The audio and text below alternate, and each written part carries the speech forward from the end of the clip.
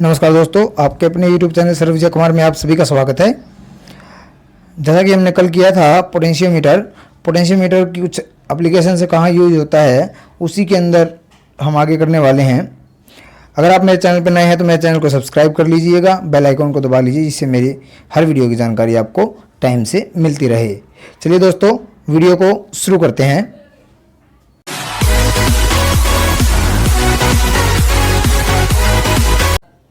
Next topic है determination of the potential difference using potentiometer. Potential difference हमें potentiometer के base पे मान कर चले हैं टर्मिनल ए और बी, इसके इन बिटवीन ये एक वायर है जिसके ऊपर एक स्केल लगा हुआ है आपका 100 सेंटीमीटर का। उसके साथ में क्या किया गया है, एक बाहर से एक बैटरी जोड़ी गई है और उसके साथ में एमीटर, रेजिस्टेंस और एक की लगा करके बी पॉइंट के साथ में कनेक्ट किया गया है। और उसी के अंदर पी ए पॉइंट पे हमारे पास में एक जोड़ा गया है सेल। पोटेंशियल डिफरेंस हमने निकालना है सेल के थ्रू, और यहाँ एक रेजिस्टेंस जोड़ा गया है और उसी के साथ में जी गैल्वेनोमीटर जोड़ा गया है जिससे कि कनेक्ट की गई है एक जो कि स्ट्राइक की जाती है इस वायर पर, जो 100 सेंटीमीटर वायर बांधी गई थी, जो कि एक तरीके से उस वायर पर शार्प पॉइंटेड स्ट्राइक की जाएगी और जिससे पता लग जाएगा कि गैल्वेनोमीटर डिफ्लेक्शन शो करे या ना करे। तो अगर गैल्वेनोमीटर डिफ्लेक्शन शो नहीं करता है मीन्स बैलेंस कंडीशन के अंदर है, तो बैलेंस कंडीशन के अंदर हम क्या कर देते हैं, या व्हीटस्टोन ब्रिज अप्लाई कर देते हैं। चलिए दोस्तों शुरू करते हैं। क्या इसके अंदर battery of EMF E is connected between the end terminals A and B of potentiometer wire with ammeter A. Resistance box are key K in series. This circuit is called auxiliary circuit. The ends of the resistance R1 are connected to terminals A and jockey J through galvanometer, and A cell EMF E1 and key K1 are connected across R. तो ये इस तरीके से दोस्तों ये बताया गया है इसके अंदर कि क्या जोड़ा गया है, जो मैंने पहले ही आपको डायग्राम के अंदर बता दिया था। अब ये देखिएगा दोस्तों कि काम कैसे करता है, वर्किंग एंड थ्योरी।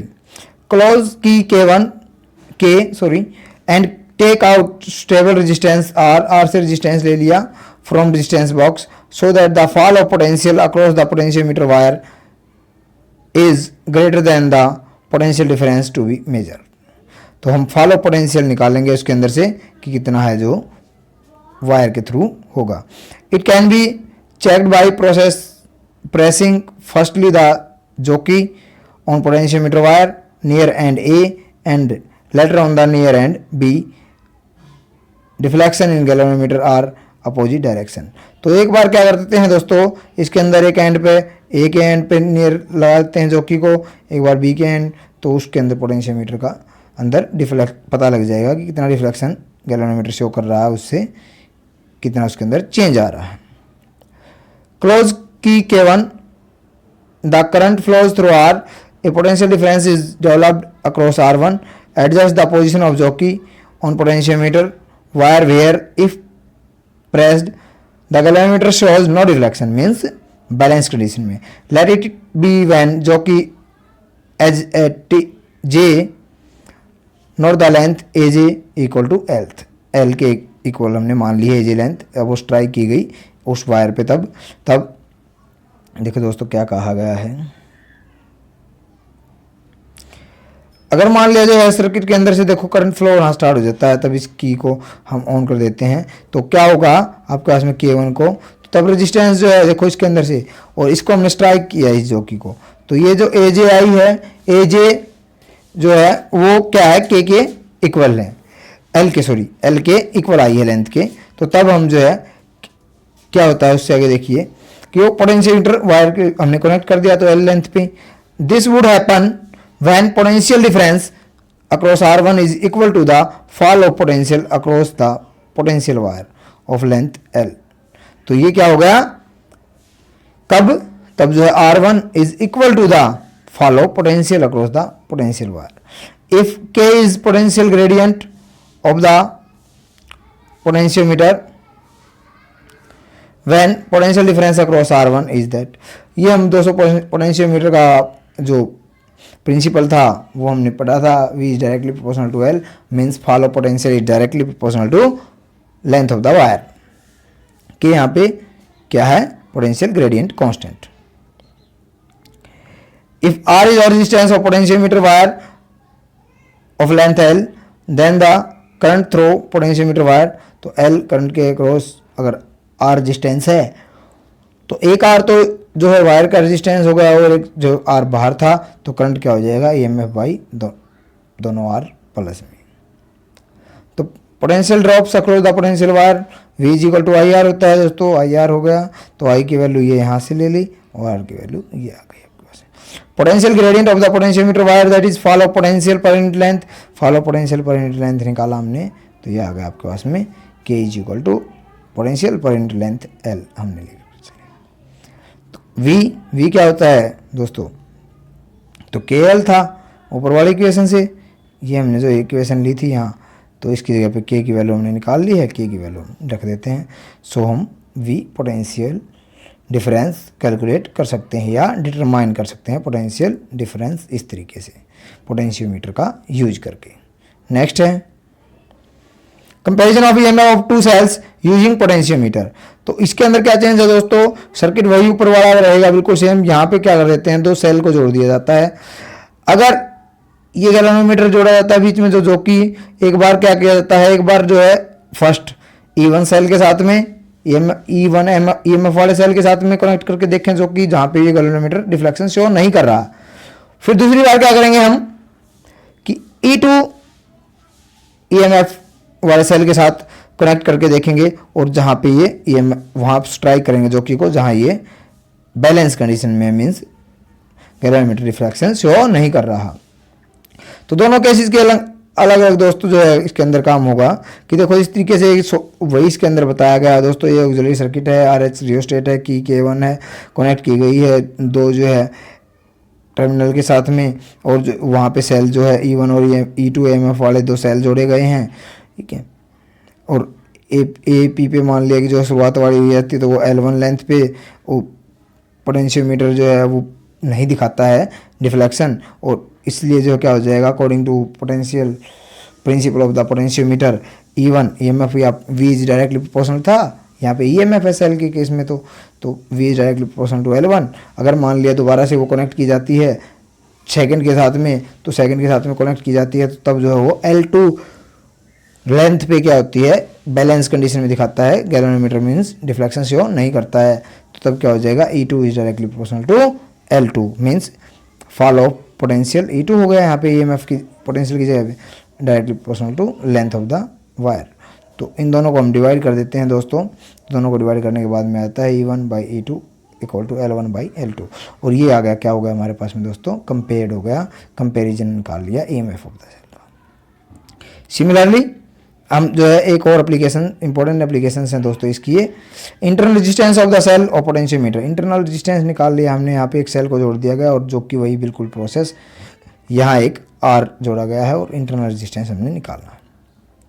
हम पहले कर चुके हैं दोस्तों इंटरनल रेजिस्टेंस जो R is equal to R bracket E minus में V बाई V आया था हमारा जो है फर्स्ट यूनिट के अंदर। तो E EMF है, V पोटेंशियल डिफरेंस है, R रेजिस्टेंस है, external resistance of the cell. अगर मान लिया the value of E and V can be determined with the help of a potentiometer when the key K is 1 in auxiliary circuit is closed. तो K जब 1 जब जो close है तब जो है क्या होगा, डिटरमाइन करेंगे एक कांस्टेंट करंट। तो तब देखो दोस्तों क्या होता है, flow through the wire of AB of the potentiometer, keep the key K2 open and the जो की J is slide along the wire get balance point L1 be the length of the wire giving balance point P। P point पे अगर मान लिया वो length हो जाती है दोस्तों, तो तब EMF V directly proportional to L1। L1 पे अगर बैलेंस दिखाया तो, और यहाँ पे हम क्या लेंगे एक कांस्टेंट K, तो EMF है यहाँ पे, तो EMF is equal to KL1। और इसी तरीके से अगर दोस्तों जो है सेकंड केस हम करें कि where K is fall potential per unit length of the wire AB, close the key K2 को अगर क्लोज कर दिया जाए, ठीक है, take a some resistance R from the resistance box and jockey is against the along potentiometer wire to get balance point.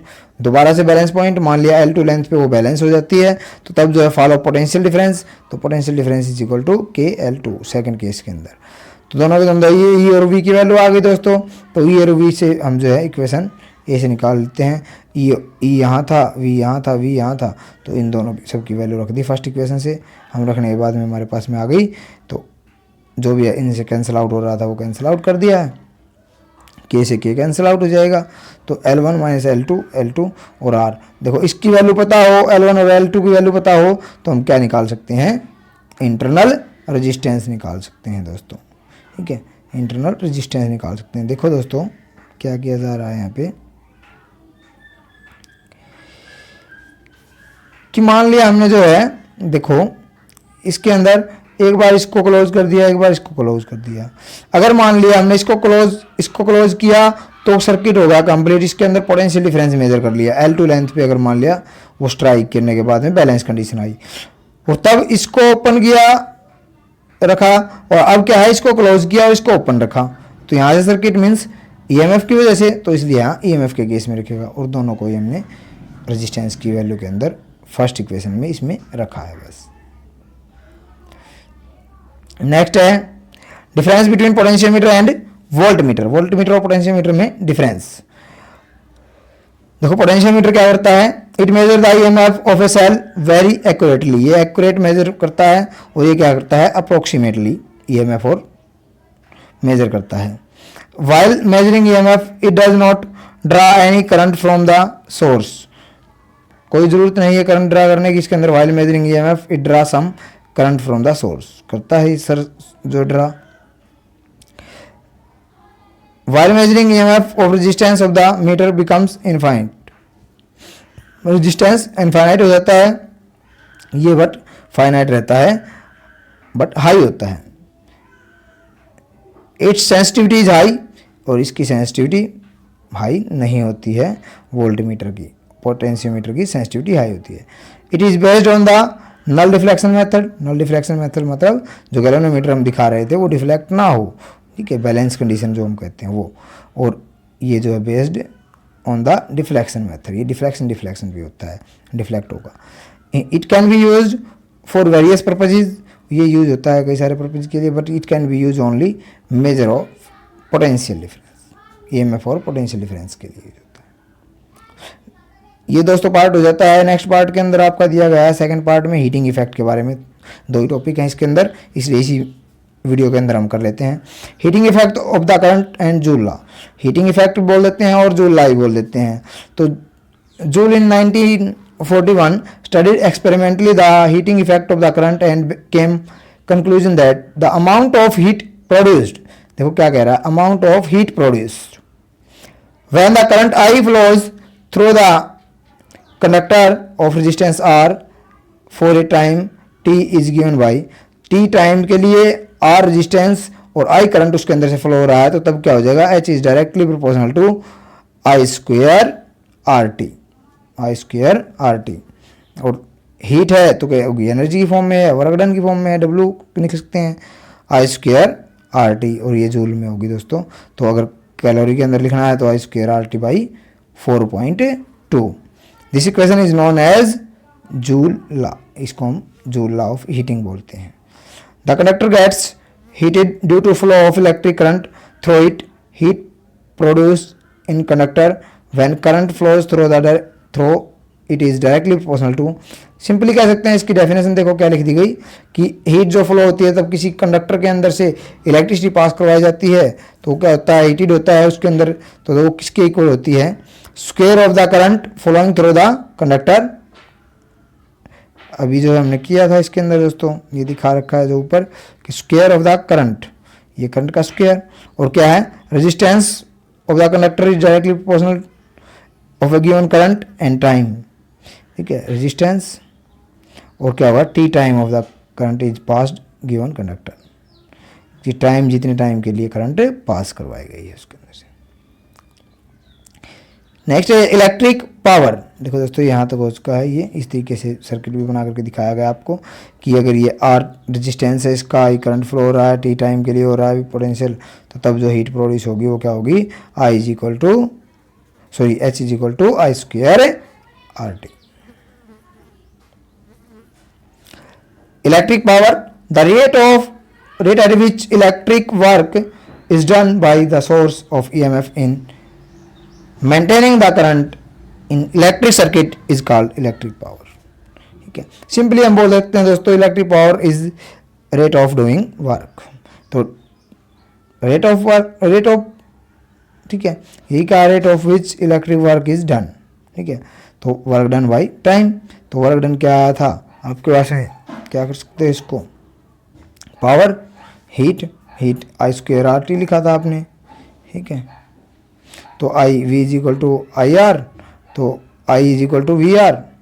इस तरीके से आप दोस्तों लिख सकते हैं। देखो आर की वैल्यू अगर हम निकालें तो आई बाई वी, तो पावर की हम निकाल लेंगे दोस्तों, इससे क्या बन जाएगी अपने पास में। देखो दोस्तों ये कैसे लिखा गया, तो हम जानते हैं कि जो पोटेंशियल होता है वो वर्क डन बाई चार्ज होता है दोस्तों। चार्ज को हम क्या करते हैं, अगर हम करंट से चार्ज निकालें तो rate of flow of charge होता है, तो क्यू को हम आई टी लिख सकते हैं। यहाँ आई टी इसका मल्टीप्लाई कर दिया और वर्क डन की जगह पर रख दिया गया, तो हमारे पास में बन जाएगा वी आई टी, टी से टी कैंसिल, और हमारे पास में क्या रह गया, वी आई। इसको हम वाट में या जूल सेकंड इनवर्स के अंदर मेजर करते हैं।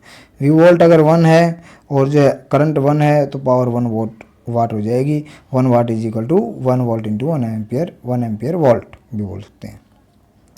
The power of an electric circuit is said to be 1 watt if 1 ampere current flows in it against the potential difference 1 volt। 1 volt potential difference हो और 1 ampere current flow हो रहा हो तो तब पावर क्या होगी, 1 वाट।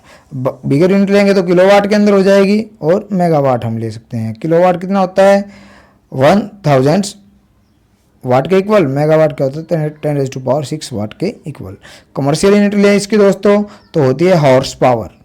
ठीक है, हॉर्स पावर, और 1 हॉर्स पावर होती है 746 वाट के इक्वल, 746 वाट के equal. V is equal to I R, we know, तो I is equal to V by R. तो यहाँ पे अगर हम इसकी वैल्यू रख देते हैं तो हमारे पास में आई स्क्वायर आर और V square R, V square by R, ये 3 फॉर्मूले भी पावर के लिए आ जाते हैं। ये है हमारे पास में पावर। नेक्स्ट है electric energy. Total electric work done और energy supplied by the source of EMF is maintaining the current in an electric circuit for a given time is called electric energy consumed in the circuit. Electric energy क्या है दोस्तों, total जो है electric work done है जो, उसको हम क्या है, एनर्जी सप्लाइड जो है सोर्स के द्वारा मेंटेन करती है जो करंट को सर्किट के अंदर, उसको हम बोल देते हैं electric energy. Electric energy means work done. Work done क्या है दोस्तों, हमारे पास में भी फॉर्मूला लिखा था वी आई टी। वी आई क्या है, पी पावर, तो पावर इंटू में टाइम, तो एनर्जी क्या होगी, electric power into time. Electric power total जो कितनी देर तक सप्लाई की जा रही है, कितने टाइम तक, तो वर्क डन की यूनिट जूल होती है, तो इसकी भी यूनिट जूल हो जाएगी। अगर मान लिया एनर्जी 1 जूल हो रही है तो सब 1 हो जाएगा आपके पास में। एनर्जी का फॉर्मूला क्या लिख सकते हैं, वी आई टी है, पावर है, तो पावर को हम क्या लिख सकते हैं, आई स्क्वायर आर टी भी था दोस्तों, तो इसी से इन दोनों को कंपेयर करेंगे तो यह आ जाएगा V square T by R. Kilowatt है तो हम किलोवाट के अंदर उसको ले सकते हैं। 1 किलोवाट आवर जो कि एक यूनिट बोलते हैं हम दोस्तों, मीटर में आपने देखा होगा ना, एक यूनिट बोलते हो, एक यूनिट का बिल वगैरह जो आता है वो किलोवाट आवर होती है। 3.6 इंटू 10⁻⁶ जूल के इक्वल। नेक्स्ट है न्यूमेरिकल कर लेते हैं। A bulb of 100 watt is operating for 6 hours a day, find the unit of energy consumed in 7 days. 7 day के अंदर कितनी यूनिट कंज्यूम की। अगर 100 वाट का बल्ब कोई भी 6 आवर तक एक दिन में जलता है तो 7 दिन के अंदर कितनी एनर्जी कंज्यूम करेगा। तो हम जानते हैं V is equal to P is equal to V I, means power is equal to product of the potential and current. तो एनर्जी कंज्यूम क्या हो जाएगी, पावर इंटू टाइम, तो पावर कितनी है दोस्तों, वी की वैल्यू क्या दी थी इसने जो आपके पास में 100 वाट का बल्ब था, पावर था, और जो है टाइम कितना था 6 आवर था, और जो है कितने दिन तक था 7 डे तक था। तो इसको हम जो करें तो अगर हम इसको किलोवाट के अंदर निकालें तो 1000 से डिवाइड कर देंगे, इनके अंदर से जो कटता है कट जाएगा, और हमारे पास में आंसर आ गया 4.2 यूनिट ऑफ इलेक्ट्रिसिटी।